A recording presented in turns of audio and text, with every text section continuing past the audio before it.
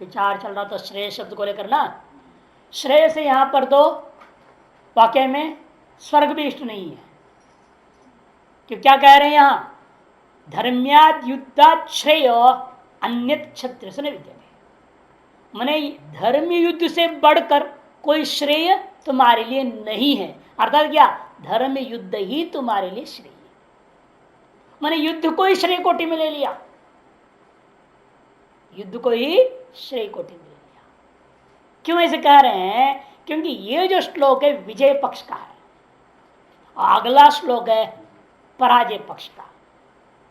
यदि हारोगे तो, मर जाओगे तो स्वर्ग द्वार में पावृतम, माने स्वर्ग रूपी श्रेय युद्ध में मरने के पश्चात मिलेगा। और युद्ध रूपी श्रेय तुम अब करोगे और विजय पाओगे तो यह राज्य की प्राप्ति हो जाएगी। जिसको 37वें श्लोक देखना जुड़ेगा उपसंहार में, हतो वा प्राप्स्यसि स्वर्गम जित्वा वा भोक्ष्यसे बहि। उपसंहार है 37वां, 37, 38 दो श्लोक जो है उपसंहार श्लोक है। वह उपसंहार साहब कह रहे हैं ये मरोगे तो स्वर्ग, जीतोगे पृथ्वी का राज्य मिलेगा। उसके आधार पर उपसंहार यहाँ पे श्लोकों का अर्थ घटाना पड़ेगा, नहीं तो उपसंहार के साथ विरोध हो जाएगा। इसे यहां तो श्रेय शब्द से मोक्ष का तो प्रश्न ही नहीं उठता, बहुत दूर छोड़ दो उसको। अब यहाँ इस श्लोक में श्रेय शब्द से तो स्वर्ग भी नहीं ले सकते आप। इस श्लोक में श्रेय शब्द से तो मोटा मोटी युद्ध को लिया जा रहा है। इसलिए हम विभाजन पूर्वक समझाते हैं, प्रेय श्रेय निश्रेय विभाजन करते हैं। यद्यपि श्रुति में प्रेष्ठ श्रेष्ठ दो विभाजन है, ये वास्तविक श्रुति में जो कहा हुआ संक्षिप्त है ना, उसी को विस्तार से समझाने के लिए स्मृतियां होती है। और स्मृतियों में से क्या करते हैं, उसका और विभाजन करके समझाते हैं। अब इसे श्रुति में क्या, केवल माया गया और आप उस माया को करते क्या?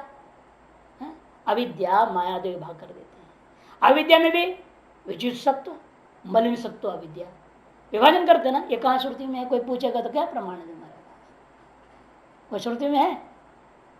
लेकिन विभाजन किस आधार पर कर रहे हैं? स्मृतियों के आधार पर। जीव है, वर्णन किया जा रहा है सारी चीजों का, तो कैसे हुआ? उसके लिए उपाधियों के भेद की कल्पना करनी पड़ी।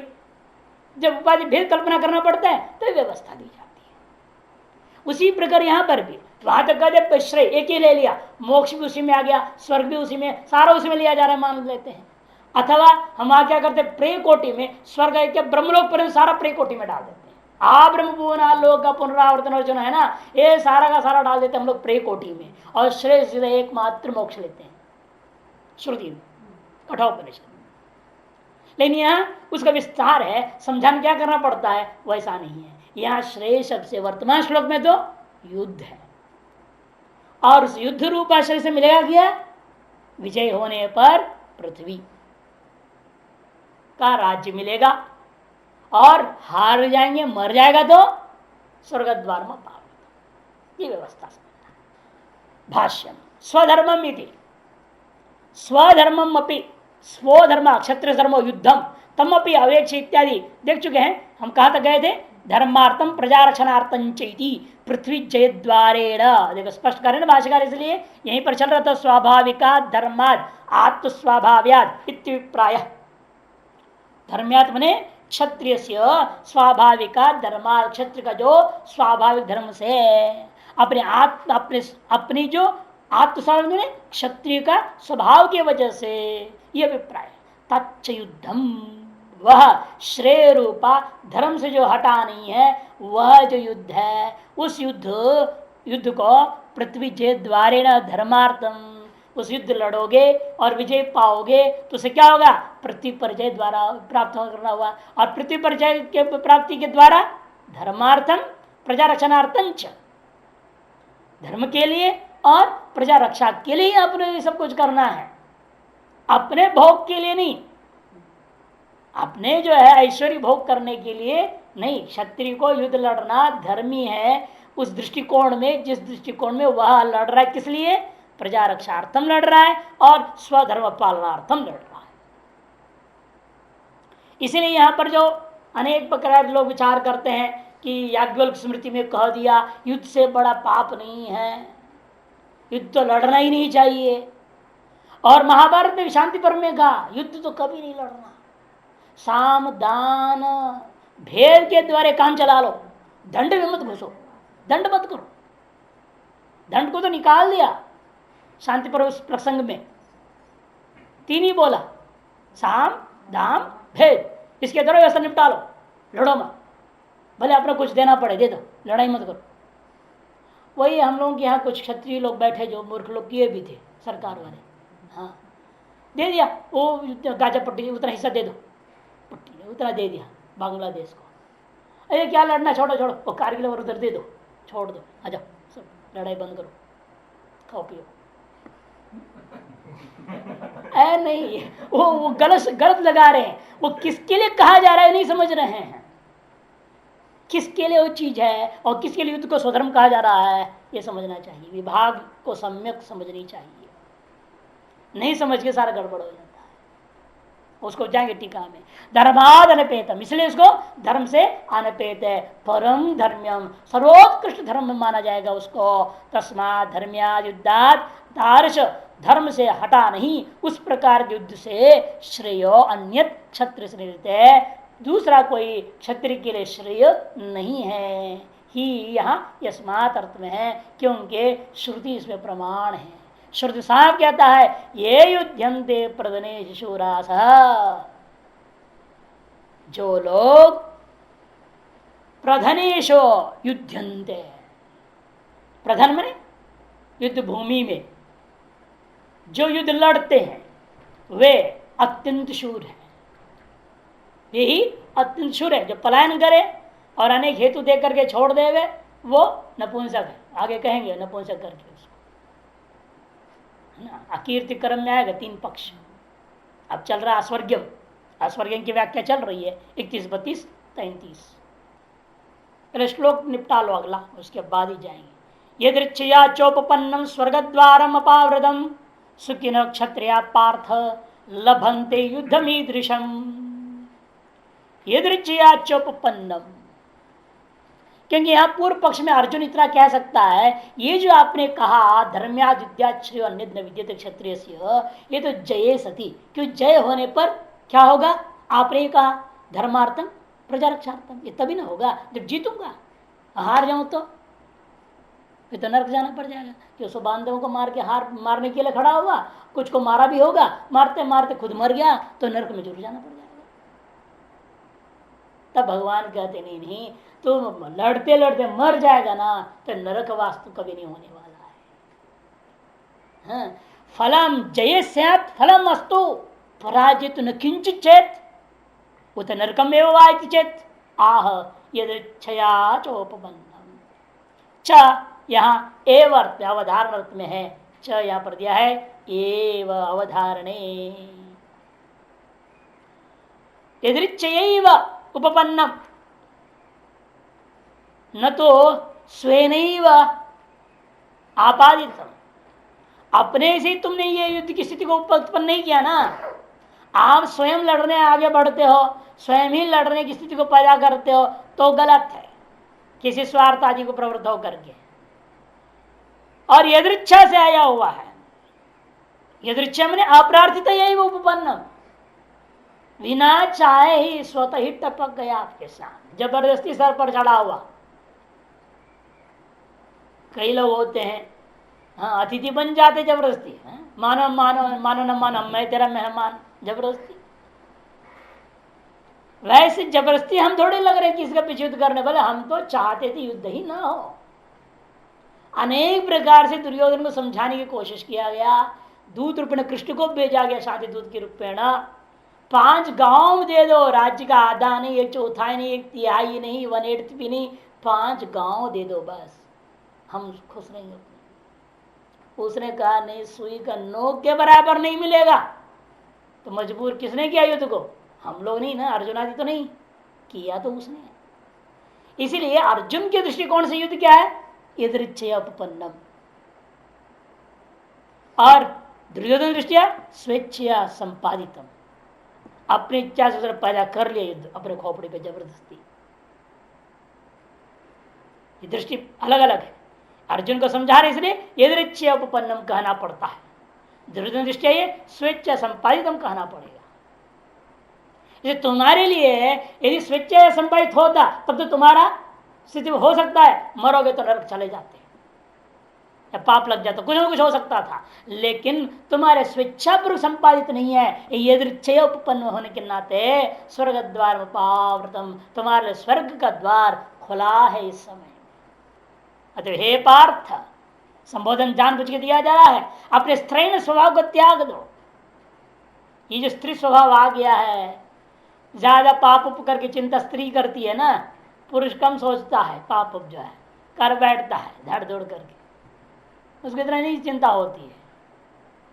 और कई बात इसलिए पत्र से छिपा भी देते, कैसे हुआ क्या कुछ बताएंगे नहीं, क्यों वो डांटे कहेगी है हमने ऐसे कैसे पाप कर दिए तो बड़ा पाप है ना, परेशान करती है। इसे बहुत सारे बात ऐसे है पति लोग आजकल पत्नियों को बताते नहीं है, बताएंगे तो फिर तो जीना मुश्किल हो जाए घर पे।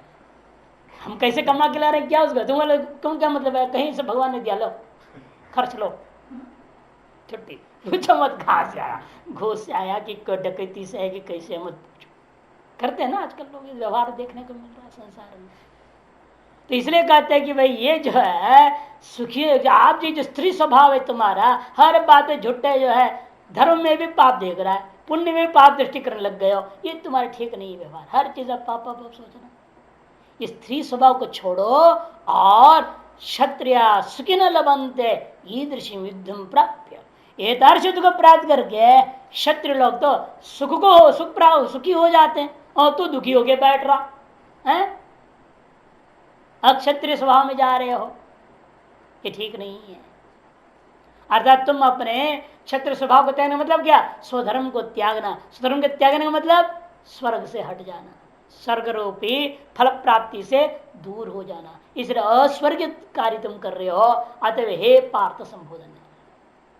अतः कुछ संबोधन को दूसरे ढंग से भी लेते हैं, स्त्रियां पाप कराती भी हैं, इसलिए अस्वर्ग कर्मों के पीछे कई बार पति चाहता नहीं लेकिन वो पत्नी दबाव डाल के करवा देती। वैसे देखा हो सुदामा की स्टोरी में आता है ना, जीवनी में पत्नी कितनी पीछे पड़ती है, हर बार परेशानी आएगी तो जाओ ना कृष्ण के पास, जाओ ना मांगो ना, तो वो कहता है मैं कसम खा रखा हूं मैं मांगना नहीं किसी से, उससे तो मांगना ही नहीं, भीख मांगूंगा दुनिया से बोले, उससे तो भीख भी नहीं मांगूंगा उसे घर पर, लेकिन वो बार बार पिंचिंग करते रहते। कई औरतों के स्वभाव ऐसा होता है, सब गलत काम पति से कराती है, अब बेचारे क्या करें, वो पीछे से इंजेक्शन लग रहा है तो करना पड़ जाता है, मजबूरी है उसका। तो दोनों तरह की स्त्रियां होती है, जिसे दोनों पक्ष घटा रहे हैं। इसीलिए स्त्रीण स्वभाव को छोड़ो, पाप करना छोड़ो, और यह पुण्य कर्म युद्ध तुम्हारे लिए, यह पुण्य कर्म करो, इसी में प्रवृत्त हो, ऐसे भी लोगों ने लिया है। भाष्य यदृच्छया च अप्रार्थितया, अप्रार्थितया एव च मने एव, बिना इच्छा किए ही आया हुआ, प्राप्त हुआ, उपपन्नम, अप्रार्थितया उपपन्नम। एक तो स्वयं ललकारना होता है ना, अगले को ललकार आओ देख लूंगा तेरे को, हो आ गया तो फिर भिड़ेंगे, ललकारना ही नहीं पहले से, किसी भी प्रकार का नहीं, बल्कि अगला ललकारने वाले को समझाने की कोशिश करना। यही तो रावण को भी युद्ध से पहले समझाया गया, और सबसे बड़ा जो युद्ध में आने से पहले कुंभकर्ण जो उपदेश दिया रावण को, वो पढ़ने लायक है वाल्मीकि रामायण, बहुत गजब का उपदेश दिया, रावण को समझाया तुम किससे टक्कर खा रहे हो मूर्ख, और हम सबको बलि का बकरा बना रहा है, ठीक है हम तुम्हारे नमक खाएं, हम जाएंगे कोई बात नहीं, अच्छा है राम के हाथ से मर जाएंगे ठीक है, लेकिन तुम गलत कर रहे हो। बहुत समझाया धर्म क्या है अधर्म क्या है, पूरा समझाया। आश्चर्य कुंभकर्ण जैसा आदमी इतना ज्ञानी हो, जो 6 महीना सोता था 6 महीना जगता था, वर्णन है। आधा पाठ सोने वाले आधा पाठ जगने वाले भी ज्ञानी हो सकते हैं, इसका मतलब नहीं पूरा कुंभकर्णवत कुंभकर्णवत पूरा ज्ञानी भी हो सकते हैं। ऐसे क्यों सोचते हो? खैर, कहने का मतलब है कि यहाँ यदृच्छा अप्रार्थितया, वो भी एक कहते बिना चाह तुम क्यों झूठे ले रहे हो, मत लो। अप्रार्थितया उपपन्नम स्वर्ग द्वारम अपावृतम उद्घाटितम। स्वर्ग द्वारम अपावृतम मैंने उद्घाटितम, खुला हुआ इस समय वो खुल गया है। यह एतद ईदृशम युद्धम, जो यह इस प्रकार का युद्ध है, लभंत क्षत्रिय, जो क्षत्रिय प्राप्त करते हैं पार्थ, किम न सुखिनस्ते, क्या उनके लिए सुख प्रदाय के नहीं हो पाएगा? क्या वे सुखी नहीं होते हैं? मैंने अवश्य ही सुखी होते हैं। भाष्यकार ने कई मित्र ने लगा किम ते को लाए, मंत्र में नहीं है, श्लोक में सुखिना है, किन न सुखिनस्ते, क्या वे सुखी नहीं होते हैं? मैंने अवश्य ही सुखी होते हैं। आक्षेप किम, आक्षेप पर किम ऐसी स्थिति में लिया जाता है, ऐसा नहीं होगा क्या? मैंने ऐसा ही होगा। ये अवधारण का लाभ है। च को अवधारण कैसे करेंगे आप? यही भाष्यकर उसको अवधारण किस तरह से लिया, क्या ऐसा नहीं हो सकता है? क्या सुखी नहीं होंगे?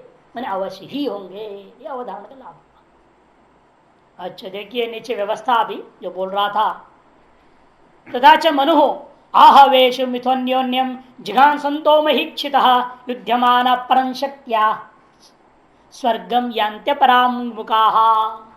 मनु ने कहा है आहवेश मिथोन्योन्यम जिघान संतो महीक्षितः,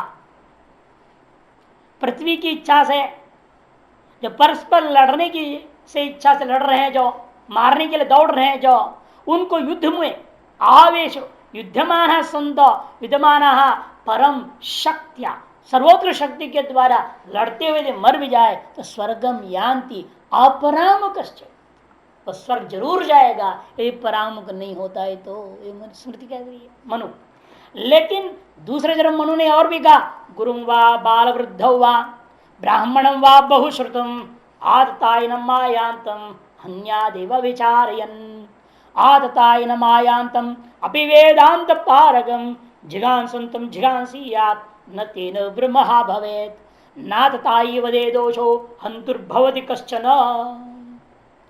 गुरुम च बाल वृद्ध हुआ, चाहे बाल हो चाहे वृद्ध हो कोई भी हो, ब्राह्मणम व बहुश्रुतम या महान यशाल से संपन्न जिसकी प्रशंसा की जाती दुनिया में प्रसिद्धि है, ऐसे श्रेष्ठ ब्राह्मण भी क्यों ना हो, आततायिनम, यदि वह धर्म विरुद्ध लड़ाई में लड़ने के लिए आ जाता है, आतताई का वर्ण हो चुका है, 6 प्रकार गलत कामों करने वाले को आतताई कहते हैं, उन आतताई के रूप में आया हुआ हो तो आयांतम हन्यादेव अविचारयन्, बिना सोचे समझे झटित उसको मार देना चाहिए, खत्म कर। इतना ही नहीं, आततायनम आयांतम अपनी वेदांत पारगम, भले वेदांत पारक क्यों ना हो, वह यदि आतताई कोटि में आ रहा है तो उसको भी मारने से पीछे हटना नहीं है।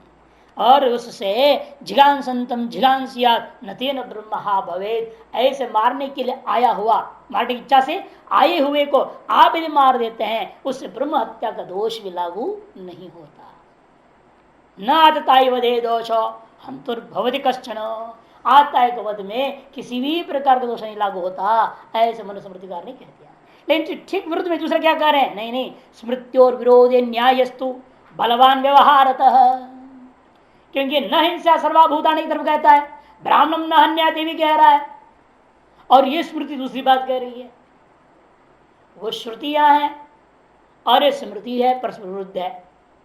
ब्राह्मणम न हन्यात और महिंसा सर्वभूतानि सामान्य श्रुतियां हैं, और उसी की प्रसंग में विस्तार विवेचन करते हुए मनु ने यह सब कह दिया, लेकिन विरुद्ध में कह दिया है। अब क्या मानना क्या नहीं मानना, तब नियम है श्रुत्योर स्मृत्योर विरोधे न्यायस्तु बलवान व्यवहारतः। जब 2 स्मृतियों के विरोध हो जाए, श्रुति स्मृति का विरोध यदि हो जाए, तब वहां व्यवहार के आधार पर निश्चय किया जाए। व्यवहार क्या है, अब क्षत्रिय धर्म की बात हो रही है, किसका धर्म की बात, ब्राह्मणों ने अन्य किस लिए कहा जा रहा है, किस तरह के ब्राह्मण के लिए कहा जा रहा है। क्षत्रिय तो वध करेगा, ब्राह्मण तो मारा नहीं जाएगा, क्षत्रिय मारेगा। क्षत्रिय मारेगा तो कब किस स्थिति में मारेगा तो दोष है, किस तो मारेगा तो नहीं मारेगा तो दोष नहीं है, क्या है क्या नहीं विवेचन तो करना ही पड़ेगा। तब कहते व्यवहारतः न्यायतश्च, न्यायतः व्यवहारतः, न्यायस्तु बलवान, व्यवहार व्यवहार से न्याय ही बलवान होता है। व्यवहार के आधार पर स्थित होकर के आप न्याय को ही बलवान माननी चाहिए। और अर्थशास्त्रात् बलवत धर्मशास्त्र स्थिति, और उनमें भी व्यवहार से जिस न्याय को ले रहे हो उन दो शास्त्रों में भी अर्थशास्त्र की अपेक्षा से धर्मशास्त्र ज्यादा बलवान है। अब निर्णय लेना पड़ेगा कौन सा शास्त्र अर्थ प्रदान है, अप्रभोग आदि के लिए प्रवृत्त होकर है, और कौन सा शास्त्र धर्म के लिए युद्ध की बात कह रहा है। अर्थाधीन युद्ध का निंदा है, धर्माधीन युद्ध का प्रशंसा है।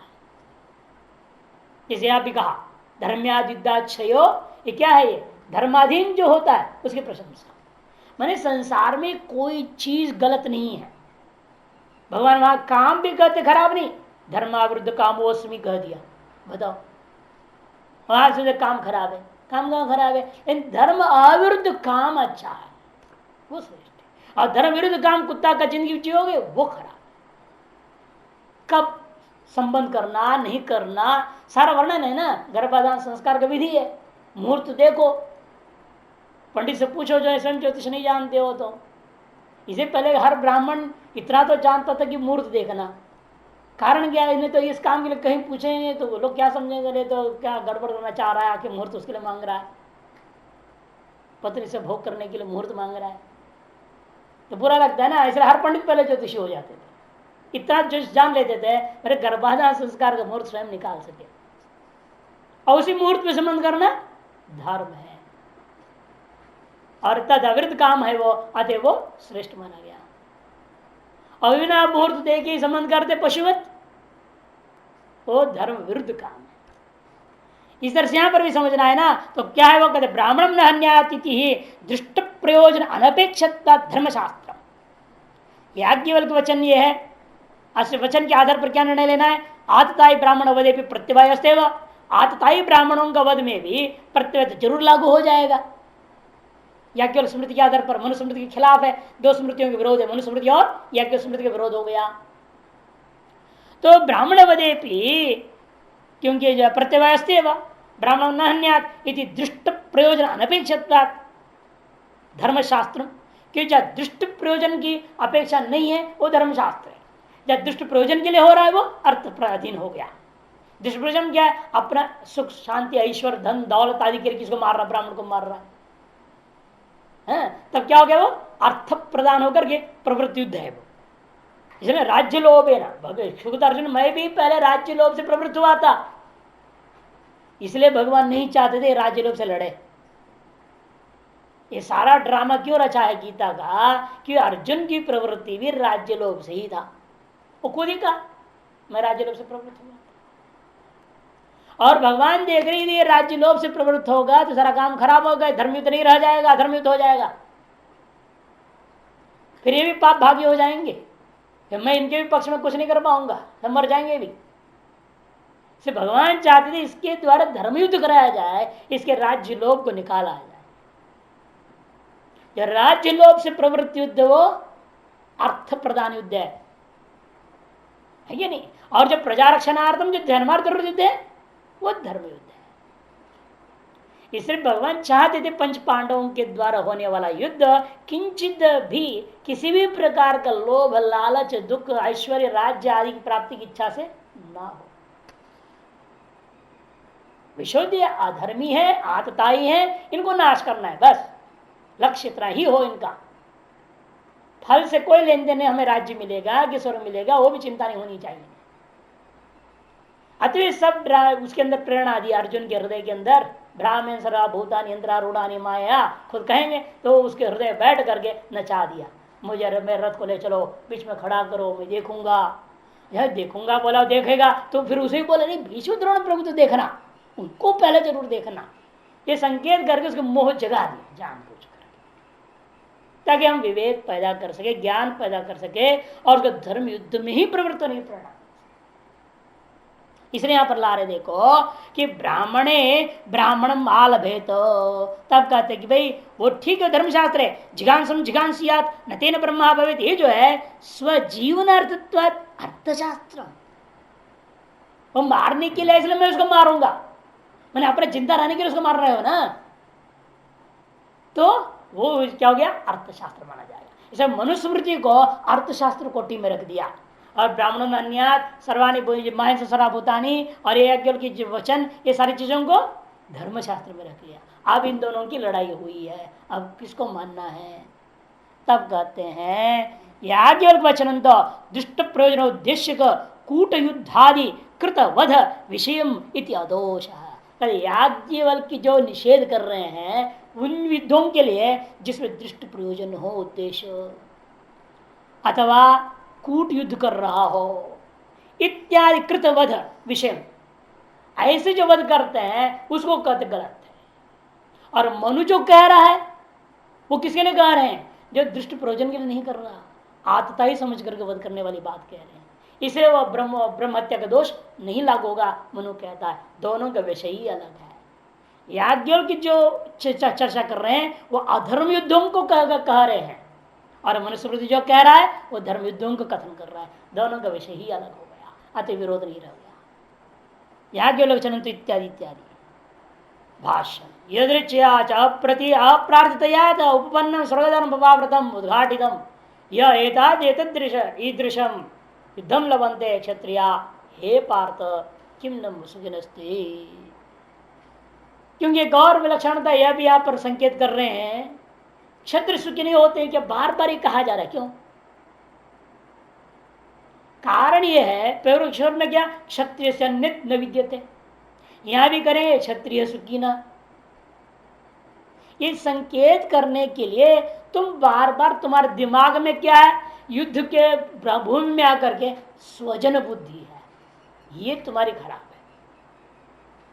स्वजन बुद्धि युद्ध भूमि में नहीं हो सकता कि युद्धों का विभाजन धर्म युद्ध और अधर्म युद्ध इतना ही है।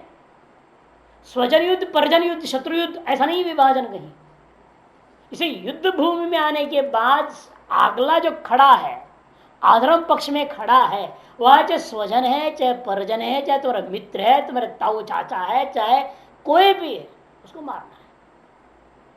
अतः तो स्वजन बुद्धि को त्यागो और अपने क्या मानो, अभी मैं भरतवंशी हूं, ये भी भरतवंशी है, ये बात निकाल दो और इतना समझो मैं क्षत्रिय हूं, मेरा कर्म है ये आदता ये अधर्मियों को मारना, ये विचार लाओ मन।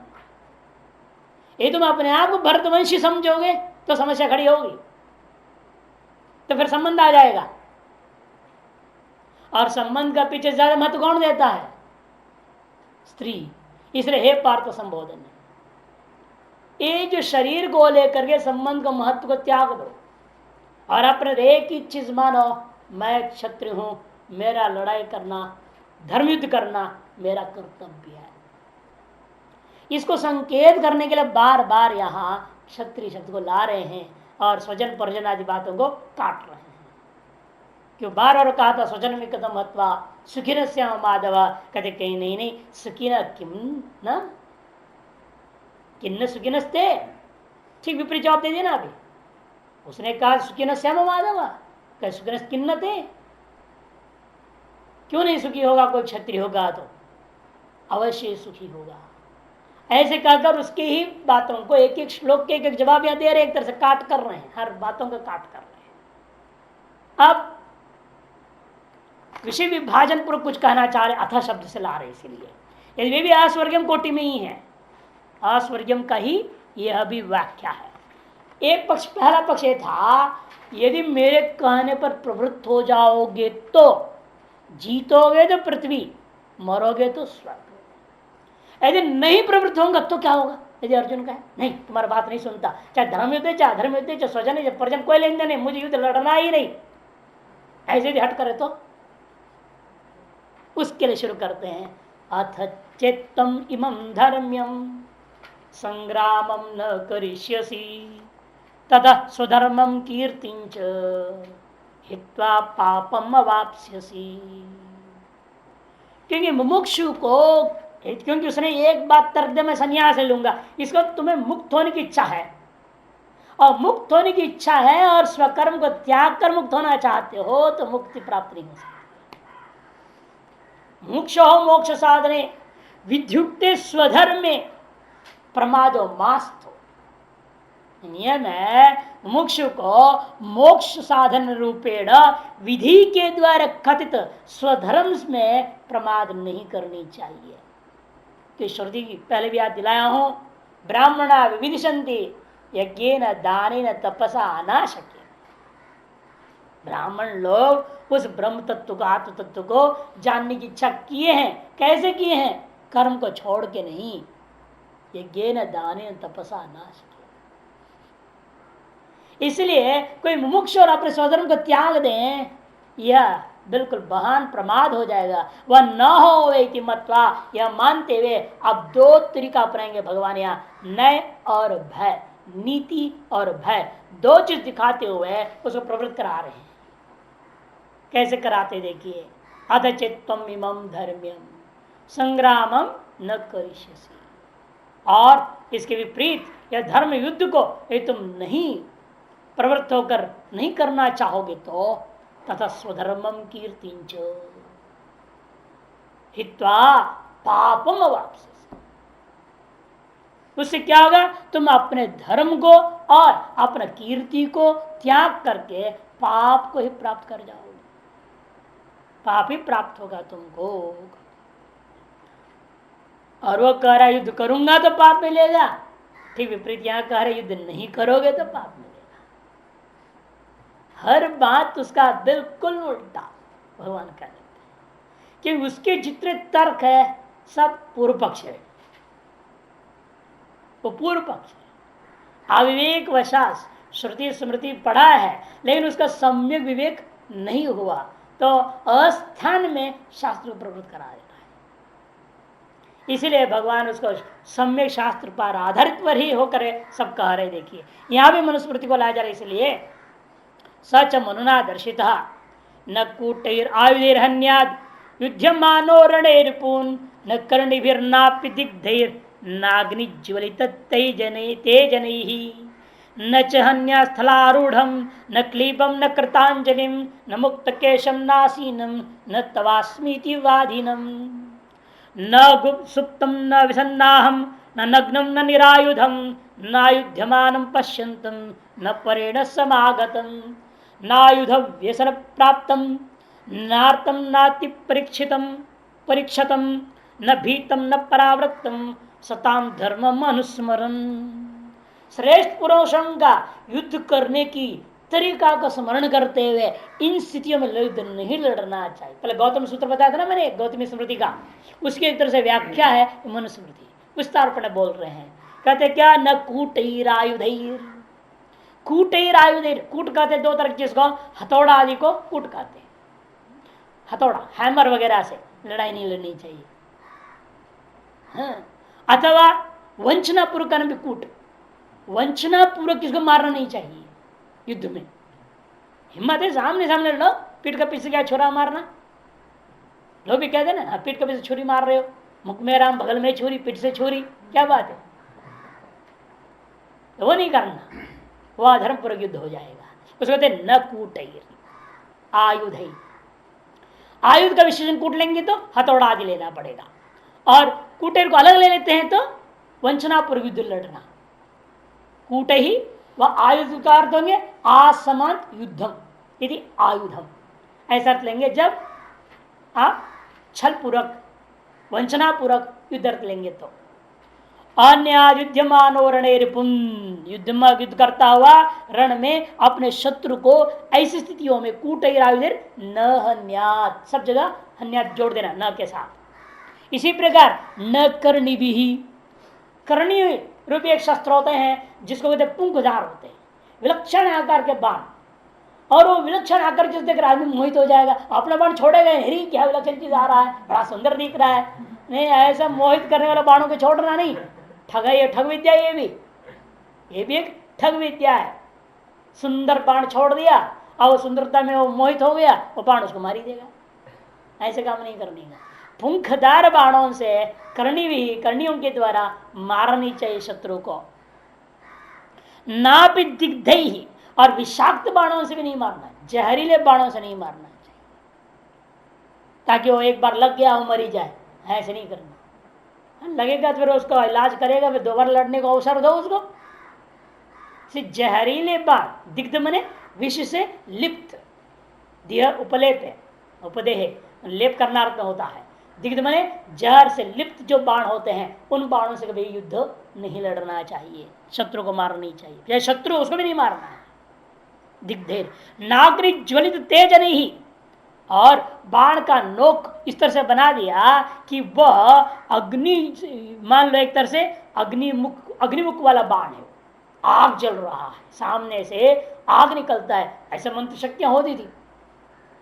जैसे आजकल वो बनाते हैं ना, वो क्या होते मिसाइल, वो भी आग छोड़ता है, तो आग छोड़ने वाले भी होते हैं। तो अग्नि एक मिसाइल बनाया है, अलग अलग प्रकार के मिसाइल्स होते हैं।